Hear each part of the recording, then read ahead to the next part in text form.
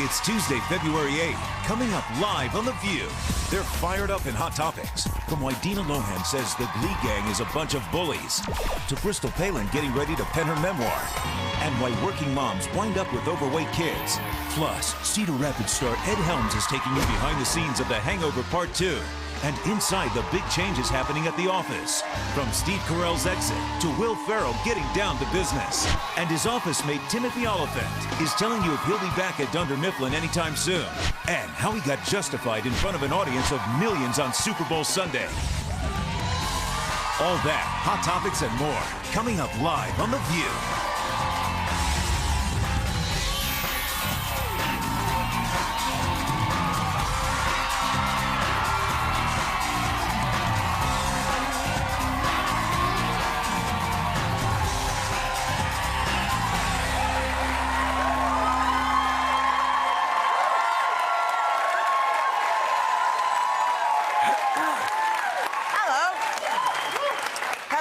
Welcome to The View. We want to remind everyone that this Friday, all of us will be in Chicago doing a 1 hour on the Oprah Winfrey Show. And some people just can't contain themselves, like Sherry and Elizabeth. I'm just saying, they're on a whole other level. We're on a, like, technological... I'm eating vegetables you are? until we go on Oprah. We're tweeting every step of the way. Absolutely, our to journey each to other Oprah. And everybody else. Yes. Trying to pick out shoes, wardrobe, what we're packing. Yeah, sitters for the kids. I wanted the audience to help me because I don't know what shoes to wear on Oprah. You guys get a vote. So I have my favorite. These are. Yes. Well, I'm telling you. I mean, because I'm so excited about it. You're not excited about being here, and that's the biggest thing that ever happened. But I wear my good shoes on this one. These are my favorite. Wait, hang on, before this, we would never be able to go to Oprah if we weren't here. If we weren't on this show, thank you. This is the vehicle by which all good things come. You said it, Mama. Okay, so these are my Christian Louboutins. I got these when I found out I didn't have to pay alimony anymore. So these... But they're beautiful. They kill my feet. But Oprah knows about that because Oprah shoes hurt her feet too. So these kill my feet, but they're beautiful. And these are my Versace shoes, my Donatella Versace shoes. These are the ones that you took off when you were in the snowstorm. Yes. So you can go to our website and you can vote online which shoes I'm gonna wear on Oprah, and I'll announce it on Thursday. I'm gonna be putting my bras online. Which bra I will wear to Oprah? My sports bra or my sports bra? People to vote? Yes. Tell me, ladies, you know about shoes. You come in and vote about these shoes. By the way, I realized that Sherry and I mostly talk via Twitter. Like, I was at Target this weekend. I'm like, do you need anything at Target? I'm here. And I was like, thanks. Could you pick me up some toilet paper tweets in? That's how we But we are excited to be with everybody together. So thank you, Barbara. You're looking at us like... No, I'm looking at Joy's face. Nothing. I have nothing to say about Why this. not? Well, I want to point out, I love Oprah. You know. The two of them are on. Yeah. Okay, you know that I love Oprah. We've known each other for years. Did a big special with her at Christmas. Yeah. Whoopi, you've been on Oprah. Yeah, I was just there. And I have been on Oprah, I don't know, 3 or 4 times. Yeah. And we all love her fun. But the difference between Oprah's show and this here is remarkable. I mean, first of all, they came to do a backstage thing with us. If we were doing it, we'd send one camera, they sent one. Oh, they sent a couple of cameras, but a lot of producers. A lot of producers. Yeah. And when you go in the green room, I mean, it's a gorgeous studio, and everything. This is what you get. Fresh fruit, muffins, bagels, scones, croissants, gourmet sandwiches, roast beef, turkey, cheese, tuna, gourmet cheese, fresh baked cookies, fresh flowers, gourmet coffees and teas, real silverware. You get a wonderful gift. There. Right. What do we get here? Let's see what this is what... I took this out of one of the guest rooms. This is what we give people. It looks like an airline pack. Yeah. Plastic silverware. A banana. It's already been used, too. Like, somebody could have used this. It could have been Tom's. And some little chips. We give them... They get a muffin and a bagel. Oh, it's together. It's all... We give them Barbara, a let me ask you. tea-sweetened drink. We don't give them regular. We give them... oil? We give them little tins, cream cheese, paper napkins, and a granola bar, and a Nutri-Grain bar, and a plastic container. What? I was going to say, Barbara, is this a cry for help? This is a pride to ABC Daytime. I mean, look, so you expect, and you're going to get gifts, and it's real. It is a... What kind of gifts? Will we get a car? I'm not in charge of that. I don't think so. As I recall, the guests get gifts, and our guests get... Thank you so much for coming on. We'll tell you when your show is on the air. Right? Well, We try to make you feel we are welcome. what we are. And we, When you come. But they still feel the love. Friday, it's going to be. The question is, airing why do they on still Oprah. come here? That is the question. They come for the banana. They come for the banana. I go anywhere for a And we banana. love them, and Yes. we do what we do. You go anywhere for I go banana. anywhere for a banana. These are precious Because gifts right they're now. hard to find. That's right. Those are my favorite things to buy in the city. A good banana? A good banana. You gotta really feel around, see what's going on. Some days Yes? we give an apple. An apple? Right. Yes, don't Oh, we? Missy Barbara, you mean it? We gonna have a whole apple? Oh, goody. Oh, my goodness. And you can vote. If you want to vote, whether you want a banana or an apple. Send us your Twitter, send us your email. That's right. Anyway, we're all looking let's- forward to it. let me ask you guys about this, because Bristol Palin has inked a deal to write her memoir. And the upcoming book is listed on Amazon, is coming in at 304 pages, priced at $25.99. Chapter 1, I forgot to use a diaphragm. I remember Mama. Yes. This is I remember diapers. Well, you know, it's really interesting with a memoir, because I know I've defended Bristol on being on Dancing with the Stars and speaking at the university when she got canceled. I just think a memoir is... It seems to me you buy memoirs because you want to see what the person has overcome and if they've succeeded at overcoming it. I don't know. For Bristol, I think it's still a little bit too early, because we still haven't even... She has gotten pregnant. She is raising her child, but we still haven't seen, has she been a success at doing this on her own? Right. But, you know... Has she gone through the terrible twos with him yet? Because that deserves... That's worthy of a memoir right there. Going through the kids. Levi or her kid? You know what's interesting? You said it's 304 pages. 304 It's interesting because her answers on Dancing with the Stars were the most succinct answers I've ever heard from anybody. So She it's may really be, she you know what? expands upon her thoughts. I'll be interested to see it, because you know, because read it. anytime there's a young woman who has a revelation that something that she's done has gotten her to here, I want to hear about it, because I really do believe that the more people who talk about it and who can talk from experience. They might have something to say, so I'm looking forward to Bristol's book. Also, a publisher, you know, they put a little money out as an advance. They wouldn't do it if they didn't think that it could succeed. And I agree with... I think that young people, you know, may say, well, you know, she's my age, she's 20, I can learn something. It's just interesting to me, 304 pages. You got to have a lot of insight, and maybe she Or does. maybe it's about her upbringing and her family. I'm sure she's have a lot of going from A pictures. to B. I think it's interesting to hear going Go through ahead. her experiences with child, you know, relationship at her age, and I think that's something that you don't see that often Look at all the time we're explained. giving her talking here. That's right. She's So an interesting young let's- woman. Snooki can write a book. Bristol can write a book.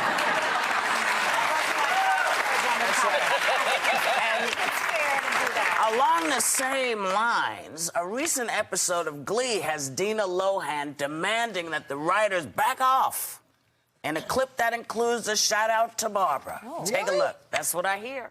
I know it's painful, but can you take me back to the moment when you knew you had lost what would have been a record 7th consecutive national championship, landing you this interview as Loser of the Year? I thought this was the 10 most fascinating. That's Barbara Walters.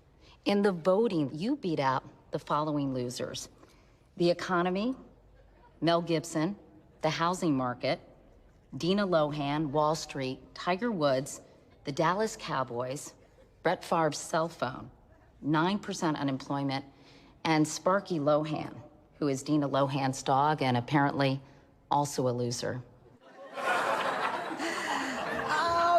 Katie, I'm sorry. I mean, that's funny. You know, film makes you look beautiful. See how beautiful they looked? But she is beautiful. She But didn't I help think her. glasses are good. But if we go back to the point, I don't know, whenever you hear your name in a negative light, I don't know if that feels so good. You can laugh at it if it's not you, but I think when you hear it, Let me remind you, because you don't remember, Baba Wawa. Oh. Anyone remember? Oh, yeah. Barbara, do you think that'll be on your obituary? I'm afraid it will. There's still people who do. So there was a time when I was every week on Saturday Night Live, they did a Baba Wawa, and it was when I was not too successful, and I was very upset about it. Oh, you didn't like it? Yes, it was. Yes, it was. I remember when everybody knew you. That's why they did you. Yeah, but I won't go through the details. Right. But it was Gilda Radner, by the way. Gilda Radner, who was wonderful. Yeah, she wonderful. was but you did not like it. I was not laughing. And then I walked into my daughter's room. First of all, what she was doing at that age, up at that time, was a different story. And I said, how do you like? She was laughing. I said, I'm your mother. How could you laugh? And she said, oh, Mom, you know, where's your sense of humor? And then after that, I thought, you know, we have to take it if we are in that position. You know, so Baba Wawa, whatever it is, but it still bothers me. Oh no! But I think you obviously were, and we will argue, at a very successful part of your career too. And I think from Dina Lohan's perspective as a mom, I think your instinct as a mom is to protect your kids. And if she can buy an email or something else, if this is her way of trying to do it now, then. But they weren't saying anything, Lindsay. They talked about Dina. They said Dina twice. Yeah. But listen to this. Dina says in the past, Glee has targeted gays, Asians, disabled people, which sends the wrong message to kids watching. But in her case, she's famous. So does that make her fair game? I mean, I don't know how famous she is. I think her daughter is famous. Well, how do you but feel? you know. Because other people they have targeted Lindsay, because Gwyneth Paltrow did something. Yeah. Lindsay Lohan is totally crazy, right? How many times has Lindsay Lohan been to rehab? In that list that I just read, she didn't mention Lindsay. Right. So it makes you wonder, did her defense, did she come in only when... No, it's all about, she says they target gays, Asians, whatever, but she doesn't say my daughter. So I'm just... Do you watch Glee? That is interesting. I do. Occasionally. It's a wonderful show. Yeah. And, and Dina Lohan calls me, and there are times when she has complaints that I think are legitimate, but... I mean, these days, everybody, sadly, is making fun of Lindsay. Right. And, I can only say what my daughter said to me, You got to laugh with it and live with it and try to live your life in such a way that there's no reason to make fun. Or, Barbara, we could have her come on and talk about the wonderful things about her daughter. Maybe Dina will come on and hang with us. I've asked her to come on with us every time she calls, and so far she hasn't. Maybe now she will. Well, now maybe she will. And you know what we're going to do? We're going to go, but we're coming back because we have more hot topics. Go on.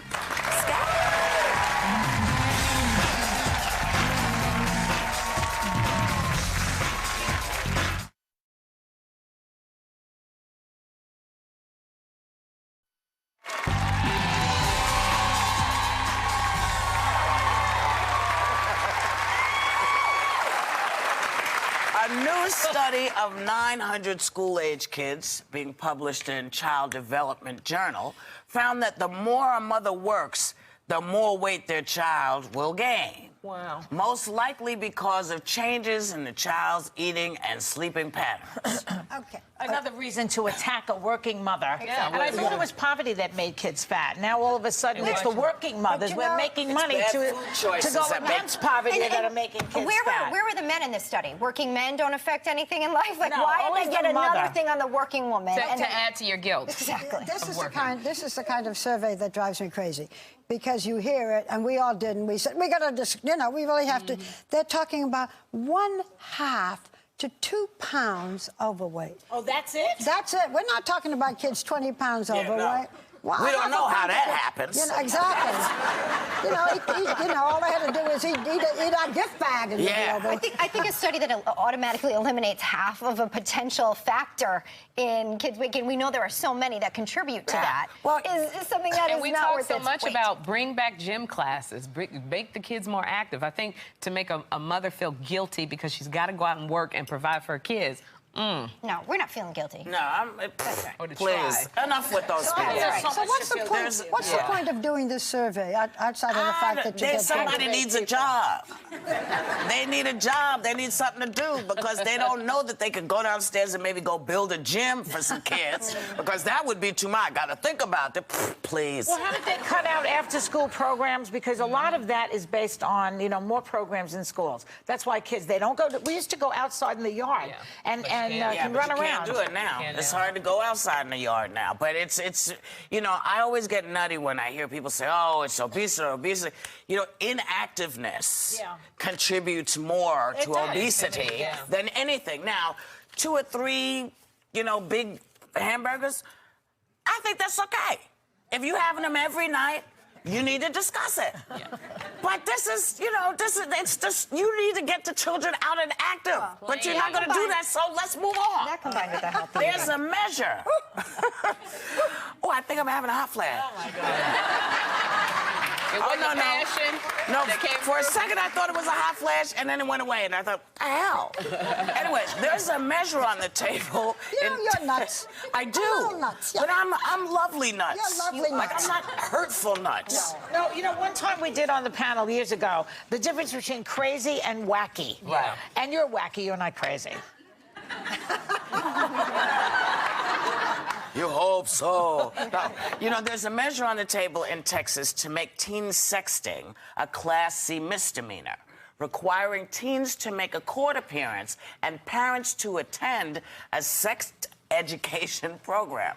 Now, right now, sexting is a felony sex offense for teenagers that can mean up to 10 years in prison.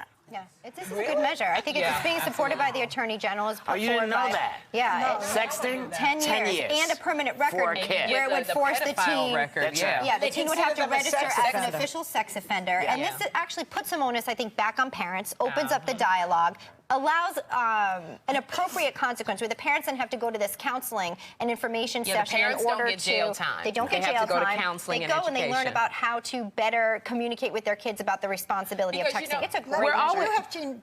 And you have lots of friends with teenage kids? I have a lot of teenage nieces and nephews, I do too.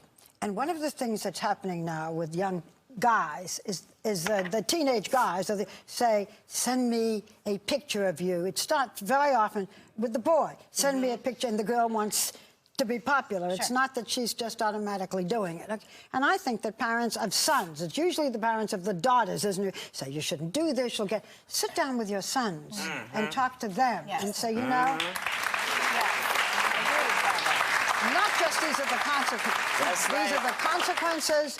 This is not the way you behave. Start with that. That's the kind of education But you also they need. know, Barbara, it used to be when we were young, you know how your parents would go in your room and go through your stuff? I think the internet now My is... mother never did that. Who Really? did that? You know, I'm going to tell you, my parents did it. And was busy in the sink making lasagna. She wasn't in my room. Well, I'm going to say because... through my stuff. I know that there were some people with my parents, every once in a while they would go through my room, and I never knew if they were going to... If they were just checking, going, you know, I just want to see what's in your room. And I never knew when they were going to do it. And it kind of kept me on my toes because I don't want anything in my room, any, you know, diary or whatever. And I think the internet is that version of that. And we always complain, you know, you got to know about this internet. You got to know about this Facebook, this Twitter, because you have to stay one step ahead of your kids. Otherwise, you will be in court going, I didn't know you could get 10 years for sending your boobs to anybody. You're actually choosing to not protect your kids by not having an accountability measure and looking at it. I mean, if you get on a kid's Facebook, I follow my nieces and my nephew, and they got, you know, they shorten up words, they got lingo, and I'm sitting here going, what the heck does all this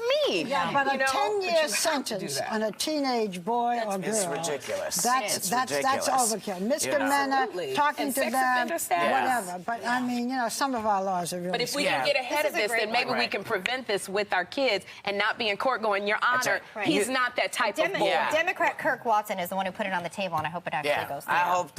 Wow, I hope so too. And you know what? It always comes back to us, the parents. You know, you gotta be on top of it. Then the kids are not your friends. They're your kids. And they're immature. I mean, they don't know any better, and they do dumb stuff. I mean, we're adults. We do dumb stuff. Everybody does dumb stuff. But we gotta be a little more vigilant. Anyway, we're going. What's this? We're coming right. This me being dramatic. She's Twyla Tharp today. Okay, we are going, but we're coming back with even more hot topics.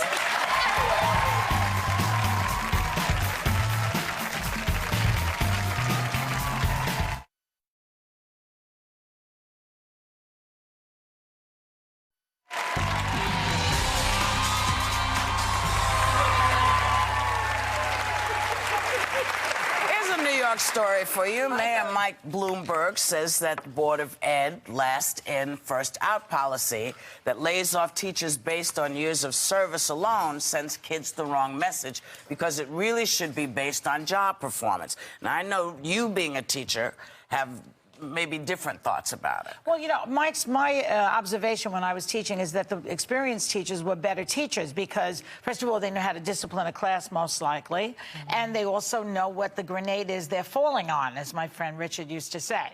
So, you know, when you come in there and you're a new teacher, everything is like, oh, my God. Not all the time. You know? I will say, so though, you have to give people a little time to get the job down. But I also think they always give the worst classes to the new teachers, which is a mistake. Give them some good classes that are easy to deal with. That's not what the point is. The point is that when it's, and the movie Waiting for Superman made a point of this, is that when you have to fire someone, and it's not just teachers, it happens in business. Yeah. You usually fire the last one hired, even if the last one hired may be more qualified. The educational system. So what you have to do, and this is a terrible predicament, and it's one that New York City has struggled with and others, is there has to be some way of knowing if the current teachers, the ones who've been there for years, are the best. How do you do it? You either have to ask the parents, you ask the principal, you look at the school. You observe them usually. So that it's not just last in, first out. Right. It's well, a you very actually big have problem. to do some work. Yeah. That's right. You know, you have to do the work. You have to investigate and see where the great teachers are.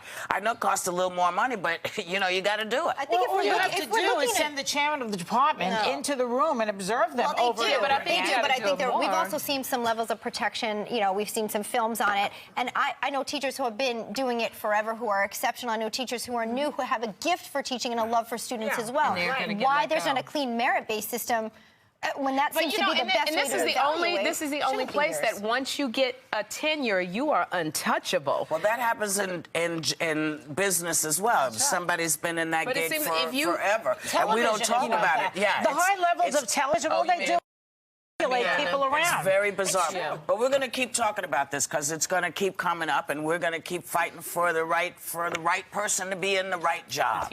Last night, I introduced Prince at Madison Square Garden. Sounded just like this. I was knocked out, blown away by the show again. But the generosity of Prince is amazing. He donated $1 million to the Harlem's Children's Zone. Okay? It helps kids go to college. He gave $250,000 to both the American Ballet Theater and the Uptown Dance Academy. I just had to shout it out because this, you know, he's very low-key. Sure. But he is going around all through the country as he's touring to find places where he feels he can help and gently put a hand out. I just thought it was really nice when you see. Because he with Jeffrey Canada, right? Isn't that the... Yes. He knows that he's a doer. But it's nice when you see celebrities and they do stuff like this on the other side. You know, we hear so much about celebrities who are just not doing anything. Nothing. So to see Prince do this. And also, I think we all fit in on this. We want to congratulate Barbara Walters, who's being honored by Women's Day magazine.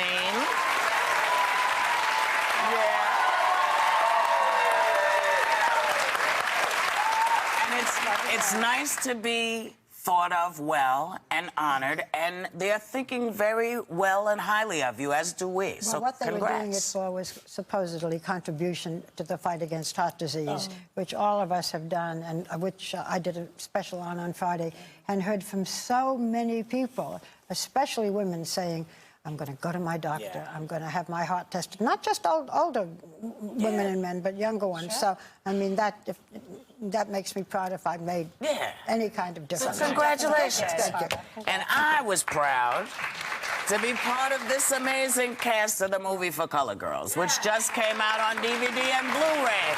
And members of the studio audience are going home with a copy of it.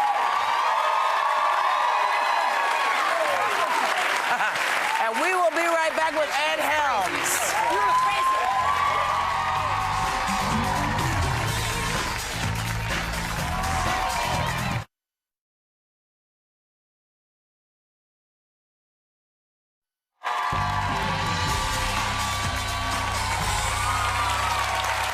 The star of The Office, Ed Helms, takes a business trip in the new movie, which is called Cedar Rapids, and it doesn't take long for him to get in over his head. Take a look.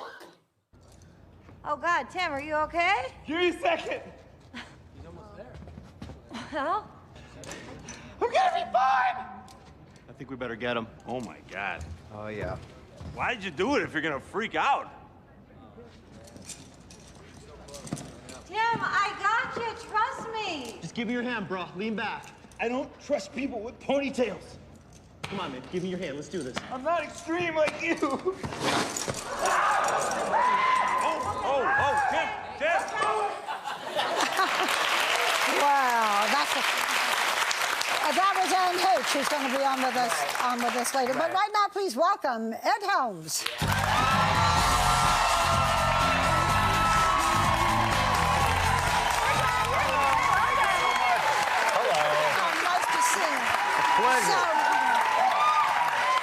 So I watched the film. They sent me an advance copy. I watched it over the weekend. You reminded me of another generation. You reminded me of Jimmy Stewart. Oh, wow. Yeah, well, because, you know, he always played these sort of sweet and schnooky and innocent until he becomes not I think so you're more like innocent. Jimmy Carter. Okay, so in this... Very nice. Thank you, Barbara. I was... tell them to be quiet and let me continue, okay? Please be quiet. Okay. Barbara's complimenting me. Right. So in the film, you play a character named Jim Lippy. He's an insurance salesman. He's from a small town, and then he has to go to the big city. All kinds of things happen. And you see a wonderful cast. So tell us more about it. Well, you just summed it up beautifully. Oh, well, then thank you, and have a nice time. The film opens on Friday. Yeah, no, Tim Lippy is this character, and he's from a tiny town, and he's very stunted, and he's not jaded. He doesn't really understand the world around him. He's very naive, but in kind of a plausible way, because you learn his backstory is a little bit tragic, and so he's just never come out of his shell, and then he's forced to go to this insurance convention, and as we all know, conventions are often places where people sort of behave outside their normal protocol. And so he gets kind of sucked into all kinds of hijinks and has a kind of awakening. Well, you know, even though it has a wonderful cast, this is a leading role for you. Is this your first in a film leading role? It is. So isn't that a lot of pressure? Thank you. Yeah, it's a lot of pressure, and I'm terrified. What are you terrified of? Well, bad reviews, good reviews, being even more famous. What? I don't know. Maybe some mixture of all those things. But the reality is, this was a project. This wasn't about like going for a leading role. This was a project that I helped develop from the idea phase with the writer, and it was just a story that I loved and wanted to be a part of and wanted to tell, and it just happened to come together. And like, you know, you saw John C. Reilly and Anne Heche and Isaiah Whitlock. These incredible actors jumped on board. So it's exciting. Here we go. Okay, I heard a rumor that you can do an impression of Al Gore and who else? Tom Brokaw. So yes. Can you do do a little Tom Brokaw? That Tony Blair and I are off to the Hamptons for a wine tasting. I'm going water skiing with the Dalai Lama. And Al, because Al is hard. Al's hard. But I'm from Georgia. He's from Tennessee. That's right. But I haven't done Al in a while. Let's see. If I were elected president, I would make absolutely certain that global warming came to an end. I want to say something else about this film that Al Gore and Tom Brokaw have not done yet, because you said you're so responsible. There is a scene in which Tushy is very well seen. Global warming. There you go. Well, more than what you're seeing here. And you wanted to do it. It was your decision. Well, let's be clear. Oh, that's perfect. What's going on? Let's see. Well, the fact of the matter is, when you have a fish out of water who's very in over his head and scared, being literally naked kind of adds to the vulnerability. You just want to wrap a blanket around this person. So that was really the kind of creative motivation behind it. But also, you weren't showing your butt. well, I don't know about that. But it's true, we did want to bring in a larger female audience. So, of course, my tushy is a magnet for the female audience. Well, you know what, Ed? I have to say, I have never missed one episode of The Office and love the fact that you play Andy Bernard. You are Andy Bernard on The Office. Congratulations, because you're going into your 7th season of The Office. You can be obnoxious and vulnerable, and I love you on there. Now, Steve Carell is leaving the show. Yeah. You got a very interesting cast of characters. Is there any worry that, you know, you won't be able to sustain it with, you know, Steve leaving? Well, you could be the next mean, Steve. As far as we're all concerned, thank God that albatross is gone. He's been dragging us down for so long. No, I mean, I want you to find love so badly on The Office. Oh, thank you. You have it, and then it gets out of your grasp, and then you effort, right? Effort. Well, that's what I love about Hangover 3, Hangover 2. Yeah, that's Hangover happening 2. too. Yes. We just finished shooting that about a month ago in Bangkok. One more thing, you have in this film a flaming relationship with your 7th grade teacher, played by Sigourney Weaver. Oh, yeah. We won't tell you whether or not she sees his tush, but our thanks to Ed Helms. You're a good sport. Cedar Rapids opens in theaters this Friday. We'll be right back with the star of the show, Justified, Timothy Olyphant. Thank you so much.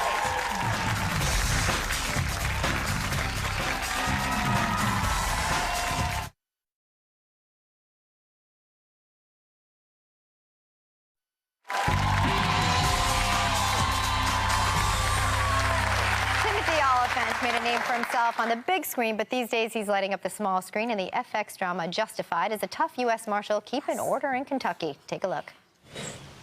You're telling me you're a mean son of a bitch. You know how many wanted felons are giving me this look? I say 1,000. I know I'm low. Some turn ugly as I put on the cuffs. They're too late. Some others, I swear, may even try to draw down on me. Dickie, you hear that? He's threatening us. No, he ain't. He's got a piece under his coat. And you got one in your hand? Yeah, so does the negress. Rachel Coover raises his piece, shoot him. If you'll move a step either way.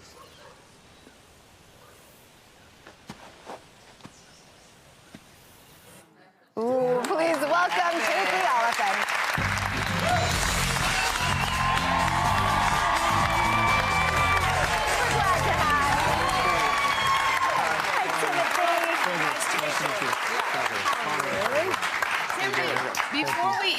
Before we even start on Justified, want to ask you. You and Ed Helms, who was just over, he was our guest. You guys are both on The Office. Right off the bat. What happened?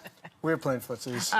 Sad thing. Well, you guys are both in The Office, but you got like this. You wear the same T-shirts. What do you guys have in common? I'll tell you, I want to make sure that my calves aren't showing because his calves were showing during that interview. And I don't want to have that in common with it. It was embarrassing. I can't believe you didn't say anything. Did anyone not see it? I was too busy looking at his knee. People saw... Is that a guy's thing? Like, you never want your ankles showing? All I know is I was watching it, and I think the interview went well, but I thought, do not show your calves out there. This poor guy's out there exposing his calves. We can't cut that out, you know. No. Yeah. We did. We showed up. First day, I guessed on the Office, and it was first day I showed up. He and I wore the same T-shirt. Yeah, a random T-shirt too. Now. I emailed him last night. I said, I hear you're going to be on The View. What are you wearing? I don't want this to be a problem. But I know that y'all came in the same T-shirt. Yeah, but I'm not saying anything. Behind the scenes, maybe we'll have it on YouTube. Oh, go ahead, Will. I just have a quick question because we're going to get into the other show. But you, Deadwood, now this, do you have a thing about Westerns? Because I do. And I'm curious if you are, like, bound to them in some way. No, I mean, the thing with Justified, I mean, if you lose the hat, I think, you know, the hat, I think, kind of tips it. over into that area, but otherwise I didn't really see it as a West End. Let's talk about the hat for a second, because this... Okay, no, because the series is based on books by Elmore Leonard, who's a great writer. Yeah. And I understand he had an issue with the hat. Yeah, why? What happened there? I don't think it's the hat he wanted. I'm not, you know, the hat in the book is a little different. So did you read all I know is when I met him, he was very, very kind to me. He's been very generous. But within 2-3 minutes, he said, you know, you could lose the hat. Oh. He said the wind could pick up and you just lose it. Oh, it's a way of telling you to get rid of it. Distracting. He tells it to me every time I see him. But you still have the hat. There's the hat. Well, he obviously holds his writing dear. I said, listen, back off, dude. We're sticking with the hat. What do you want me to do? The hat tested well. Now you have a connection with the hat. We mentioned big screen in your intro, Live Free, Die Hard, Scream 2, and then TV Whoopi mentioned Deadwood and Damages, and also you were Carrie's first makeout on Sex and the City, which some people remember as well. But this role... Thank you. Then she went on to make out with every guy who's got a SAG card in New York City. But you were the first. We don't I forget. know. You were the first. But you're this trigger-happy, you know, Marshall, and you say this is your most exciting role? Are you enjoying it the most? I think I'm just liking the job, you know. Not this particular job's a wonderful job. It's hard to get your hands on something this good. Yeah. So, you know, the writing this good, the parts amazing. I think I just enjoying acting a lot. Justified. Well, no, in general. I just think in general. You know, you do it long enough. What would you do if you weren't an actor? That's the problem. You'd swim, I think. Does everybody know about your swimming background? Because I do. You were a nationally ranked 200-meter medley swim champion. Right. Yeah. I did not know this. Yeah, I mean, you could have been in the Olympics. No, well, if I could have, I would have. Well, you know what, Timothy, something that other people enjoyed. 100 million people enjoyed seeing you. You were in the middle of the Super Bowl. They were watching you. We got a clip. Let's see. I haven't seen it. The situation feels very familiar. In fact, I know what you're thinking. Did he fire 17 shots or 16? I think I may have lost track myself. So I suppose there's only one question you should be asking yourself. Do I feel lucky? Why wasn't I watching the other hand? Now, this was a really big spot. That was the impression I got when we were shooting it. Was it nerve-wracking to know that so many people, 100 million people, saw this spot? I didn't think it through. It was a great spot. I knew it was a big spot because they asked me to, when they said they were going to shoot this commercial, I said, oh, that sounds great. When do we want to do it? And they said Saturday. And I said, Saturday's not good for me. Weekends, you know, date night with my wife. Yeah. We have dinner plans. And they said, well, I hope it's a good meal because it will be your last if you don't show up to shoot this commercial. It's a big deal. 111 million people watching. Yeah, hey, before we it's go, a great spot. Very nice. It was amazing. Hey, we want to let everybody know, not only are they calling you the next John Wayne, but you have a new film coming out, I Am Number 4, next Friday. So we want to thank Timothy Olyphant for coming by. The season premiere, Justified, is tomorrow night on FX, and members of our studio audience are going home with the DVD of season number 1. We'll be right back.